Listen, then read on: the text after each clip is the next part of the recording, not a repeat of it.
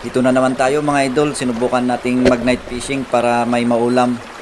Sakto na napakalinaw ng tubig. Matagal kasing hindi na umulan mga master, mga idol.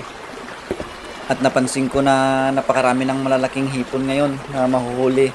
Kaya gaya niyan, hindi ko tinangkang hulihin gamit lang ang kamay kasi masakit na yan pag nang ipit mga idol, mga master. Tignan nyo naman, napakahaba ng ipit niya. At dito naman mga master, may nakita kong napakalaking dalag. Ayan o.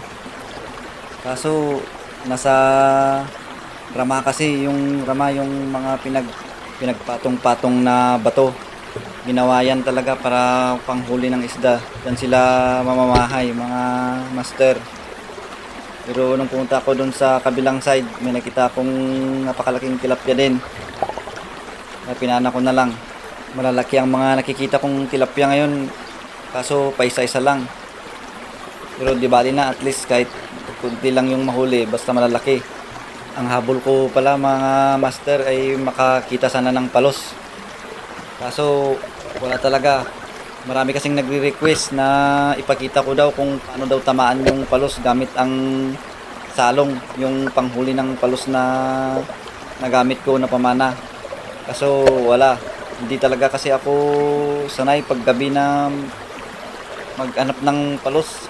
Karamihan talaga ng time na naghahanap ako ng palos mga idol ay tanghali talaga. Mas malaki ang chance na makahanap ako ng palos pag tanghali kaysa sa gabi.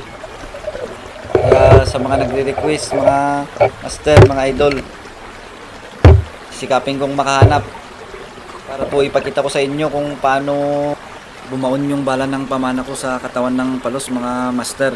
Hindi ko na pinilit na maghanap ng palos mga master kasi medyo nagtatagal na tayo sa pamamana at hindi pa tayo nakakahuli ng ulamin natin, mga konti pa lang. Ibali, medyo mahaba ang araw na free time natin ngayon mga master, kaya sigurado akong mapagbibigyan ko ang request nyo. Sa mga gaya kong naninisid, alam ko normal lang to sa kanila, pero yung mga viewers kasi natin na hindi naninisid mga master, gusto nilang makita kung paano daw babaon yung bala ng pamana natin sa katawan ng palos. Kaya sisikapin natin na may pakita mga master. So hanggang dito na lang mga master. Salamat po ulit sa panonood. Sana po hindi kayo magsasawa. Salamat ng marami.